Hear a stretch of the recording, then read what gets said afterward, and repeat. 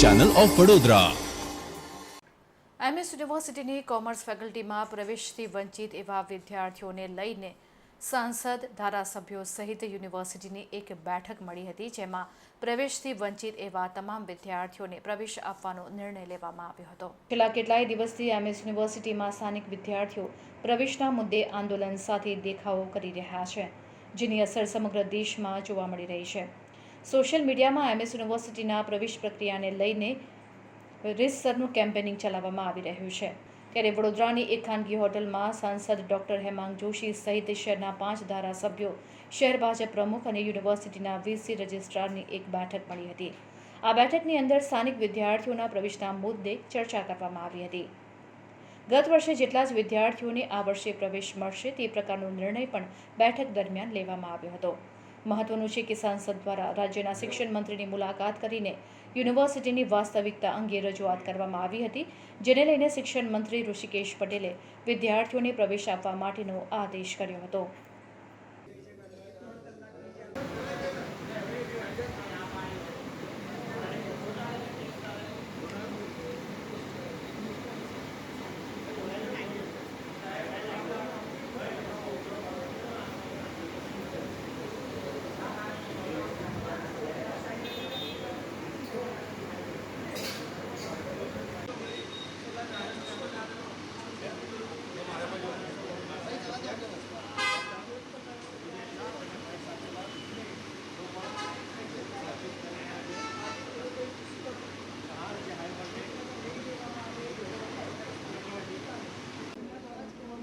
થી 8 ધારાસભ્યોની high voltage જે બેઠક હતી તે પૂર્ણ થઈ છે અને આપ જોઈ રહ્યા છો કે મોટી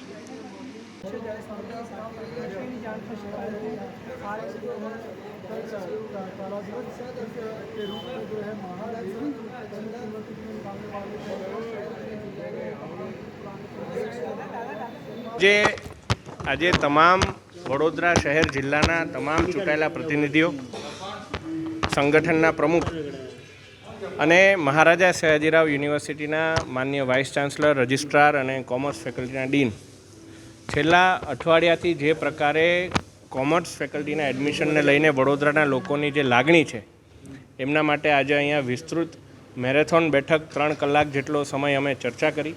તમામ ધારાસભ્યશ્રીઓએ એમનું મત એમના વિસ્તારમાંથી જે એમના મતદારો છે, એમના લોકો છે, એમની જે પીડા અહીં રજૂ કરી। વીસી સાહેબે પણ જે યુનિવર્સિટી દ્વારા શું થઈ શકે એ બાબતે એમની વાત મૂકી અને સાથે મળી હાલ પૂરતું એ બાબત ઉપર અમે સૌ સહેમત થયા કે લાસ્ટ યર જેટલા પણ વડોદરાના વિદ્યાર્થીઓને એડમિશન મળ્યું હતું એમાંથી એક પણ આંકડો એવો ના રહે કે એ વિદ્યાર્થીને એડમિશન ના મળે, અને લાસ્ટ યર જેટલા વિદ્યાર્થીઓએ એડમિશન લીધું એટલા જ વડોદરાના વિદ્યાર્થીઓને આ વખતે પણ એડમિશન મળે। આના માટે માનનીય મંત્રીશ્રીએ પણ ખૂબ પ્રોત્સાહક બાબત વડોદરા માટે એવી કહી કે જો એડમિશનને લઈને મહારાજા સયાજીરાવ યુનિવર્સિટીમાં કોઈપણ પ્રકારના માળખાકીય સુવિધાનો અભાવ હોય એ સુવિધા પણ સરકારશ્રી એને ઊભી કરવા માટે ગ્રાન્ટ પણ ફાળવશે, એવું માનનીય ઉચ્ચ શિક્ષણ મંત્રી શ્રીમાન ઋષિકેશ પટેલજીએ પણ અમને, આદરણીય બાળકૃષ્ણ શુક્લજી આપણા વિધાનસભાના દંડક છે, એમને એ બાબતની બાંહેધરી આપી છે। સાથે હજુ એ બાબત પર અમે લોકો વિચાર વિમર્શ કરી રહ્યા છે, કારણ કે લોકોની લાગણી એવી છે કે ભાઈ લાસ્ટ યરનું જે કટ ઓફ હતું એ સુધી જો પહોંચી શકાય તો હજુ વધારે વિદ્યાર્થીઓનો સમાવેશ થઈ શકે, એ બાબતે સરકારશ્રીનું માર્ગદર્શન વધુમાં મેળવવામાં આવશે। પરંતુ વડોદરાની જનતાને એ બાબત જણાવવાનું આવે છે કે આ જે મિટિંગ છે તમામ ચૂંટાયેલા પ્રતિનિધિઓએ ખૂબ સારા વાતાવરણમાં પોતાના જનતાની વાત મૂકી છે અને એનો એક મહદઅંશે સુખદ અંત પણ આવ્યો છે। આગળની વાત આપણે આપણા વાઇસ ચાન્સલર શ્રી કરશે। હેમાંગભાઈ, આપણે એક સવાલ છે કે પૂરક પરીક્ષા જુલાઈમાં યોજાનાર છે 1 અને 2 વિષયની। અત્યારે પ્રશ્ન જે ઊભો થયો છે એ રેગ્યુલર એક્ઝામ આપનાર અને રેગ્યુલર રિઝલ્ટ લેનાર વિદ્યાર્થીઓ માટેનું છે, તો હવે જે પૂરક પરીક્ષા થશે એનું જે પરિણામ આવશે એમનું શું? અત્યારે જે એડમિશન છે એ એડમિશન જે ઓનલાઈન ફોર્મ ભરેલા છે એની અંદર વડોદરાના જેટલા વિદ્યાર્થીઓની રજૂઆત અમારી પાસે આવી છે, બાકાત રહેલા છે, એના માટેની આ ચિંતા છે। અને જે ટેકનિકલ પ્રશ્ન આપે પૂછ્યો છે હું વિનમ્રતાથી કહું છું કે હું એટલો બધો એ બાબતમાં પારંગત નથી કે એ બાબતનો હું આન્સર આપને આપી શકું, પરંતુ અમારા સૌ ચૂંટાયેલા પ્રતિનિધિઓની જે લાગણી છે હવે માનનીય વાઇસ ચાન્સલર શ્રી સમક્ષ મૂકેલી છે. આવતીકાલે ફાઇટ ફોર એમએસયુની રેલી છે હેમાંગભાઈ. વાલીઓ અને વિદ્યાર્થીઓ ક્યાં ચિંતિત છે? આવતીકાલે રેલી આવેદન સ્વરૂપે જવાની છે હેડ ઓફિસ ખાતે, શું કહેશો? મને લાગે છે કે ખૂબ જ સારા વાતાવરણમાં વાતચીત થઈ છે અને મહારાજા સયાજીરાવ યુનિવર્સિટી એ આપણી વડોદરાની પોતીકી યુનિવર્સિટી છે અને એના માટેનું એક સુખદ પરિણામ પણ આજે આ વાતચીતના અંતે આવ્યું છે. ને આગળ પણ હજુ પણ આપણા ધારાસભ્યશ્રીઓ એ બાબતની પણ રજૂઆત કરવાના છે કે હજુ વધારે કેટલા બાળકોને આપણે લઈ શકીએ. ત્યારે મને લાગે છે કે કોઈ એવી વાત ના થાય કે જેને કારણે મહારાજા સયાજીરાવ યુનિવર્સિટીની ગરિમાને કોઈ પ્રકારનો ધક્કો વાગે. ये जो એડમિશન મિલેંગે હમણાં જ્યારે આપણા માનનીય સાંસદશ્રીએ વાત કરી એ બધી મિટિંગ અમે લોકોએ વધ્યા કર્યા. બધા ધારાસભ્યો અહીંયા હતા. એમની હાજરીમાં માનનીય સાંસદ સભ્ય શ્રી દંડકશ્રીની ઉપસ્થિતિમાં મિટિંગ થઈ. યુનિવર્સિટી તરફથી અમે લોકો રજિસ્ટ્રાર અને ડીનશ્રી બધા ઉપસ્થિત રહ્યા અને જે બેસ્ટ એમિકેબલ સોલ્યુશન આવ્યું છે એ માનનીય હેમાંગભાઈએ જણાવ્યું કે જે પણ બડોદરાના છોકરાઓ સાથે કોઈ પણ રીતે અન્યાય ના થાય એના માટે અમે લોકો જે સંખ્યા ગઈ વખતે જેટલા છોકરાઓને મળ્યા હતા એ બધા છોકરાઓને એડમિશન આપવાની અમે એ જે વાત કરી હેમાંગભાઈએ એ જ કે જે સંખ્યા ગઈ વખતની હતી 95% જે એડમિશન થયા હતા બड़ौदा છોકરાઓના એ સંખ્યા અમે લોકો એટલે સાચવી रखी. पर्याप्त मात्रा में जगह है बैठाने के लिए?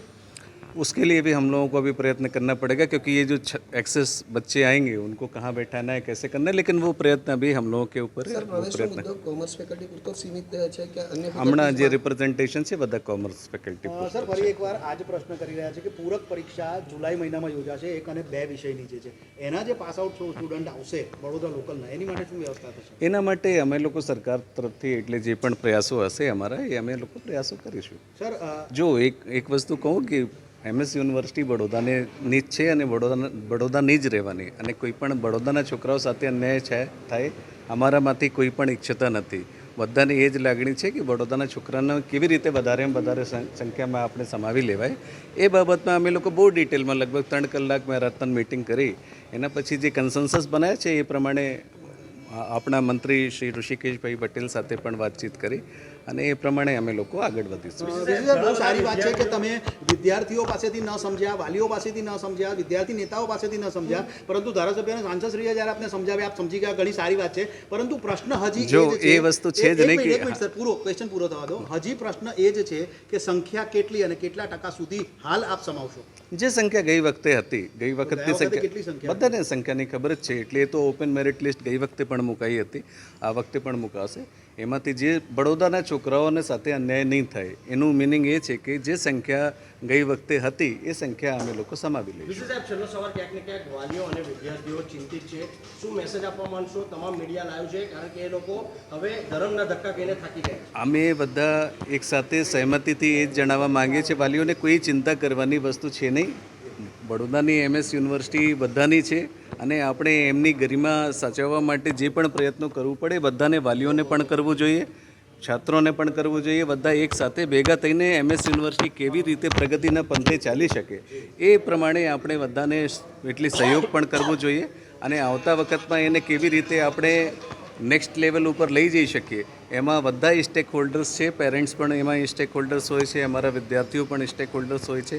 જે પણ સારામાં સારા રિઝલ્ટ આવે અને એના માટે જે પણ અમે લોકો પ્રયત્ન કરીએ છીએ એ બધા પ્રયત્નો કરવાના છે. સર જેમ આપણે હમણાં કહ્યું કે બધા સ્ટેક હોલ્ડર છે, યુનિવર્સિટીના વિદ્યાર્થીઓ, વાલીઓ, જે આવનાર વિદ્યાર્થીઓ છે, બધા સ્ટેક હોલ્ડર છે, છતાં પણ છેલ્લા 1 અઠવાડિયાથી રજૂઆત કરવા આવનાર વિદ્યાર્થી નેતાઓ, વાલીઓ અને વિદ્યાર્થીઓ સાથે આપની સિક્યોરિટી દ્વારા એક આતંકવાદી જેવું વર્તન થઈ રહ્યું છે. એની ઘણી ફરિયાદો આપને પણ મળી જશે. એ બાબતે શું નિર્ણય લેવામાં એ વિષય પણ છે એના ઉપર પણ હું ગંભીરતાપૂર્વક વિચાર કરીશ. सबका आरोप ये भी है कि जब भी यूनिवर्सिटी में कोई भी छात्र हो या फिर कोई भी पेरेंट्स हो, जब भी आपके पास तो पहुंचने में आते हैं, एक तो आप मिलते नहीं हैं और दूसरा पुलिस का उपयोग किया जाता है एमएस यूनिवर्सिटी में कि इनको दूर रखा जाए.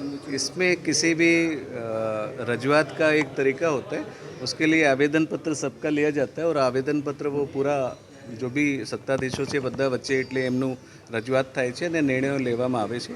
ભવિષ્યમાં પણ હું એવી અપેક્ષા રાખું છું કે અનુશાસનને ધ્યાનમાં રાખીને જે પણ રીતે રિપ્રેઝન્ટેશન હોય અમે બધી પ્રોબ્લેમ છાત્રોની એટલી સોલ્વ કરી છે.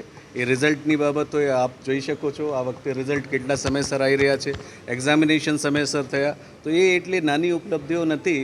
એ ઉપલબ્ધિઓને એક મિનિટ ભાઈ બોલવા દેવા હોય તો હું બોલું, નહીં તો પછી તમે જ બોલી દો, બરાબર?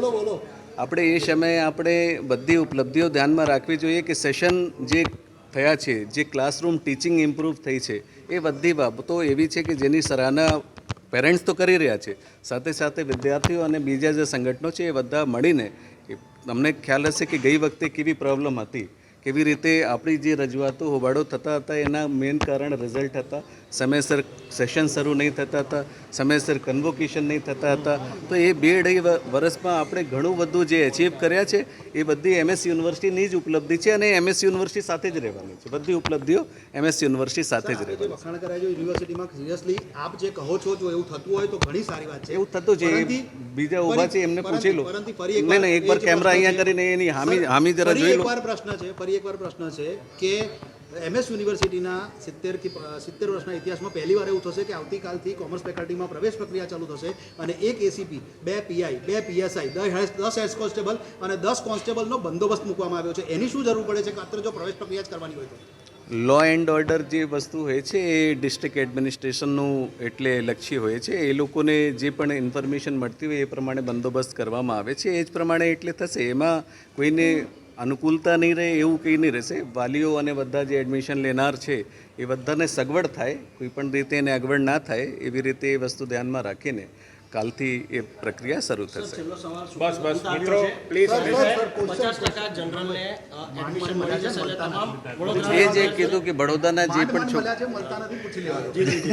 પણ છોકરાઓ છે, એક મિનિટ, જે પણ છોકરાઓ છે વડોદરાના, એમની સાથે અન્યાય નહીં થાય એ વસ્તુ. 70 વર્ષમાં પહેલી વાર તમને એવું લાગે છે કે યુનિવર્સિટીની અંદર વ્યવસ્થા એટલી બધી કથળી છે કે પોલીસ બંદોબસ્ત બોલાવવો પડે છે? બાકી 70 વર્ષ શાસનમાં રહીએ તો કોઈને બોલાવવાની જરૂર ના હોય. વિદ્યાર્થીઓ અને સર, દેશભરમાં મારે કશું કેવું છે સાહેબ, એક મિનિટ. સર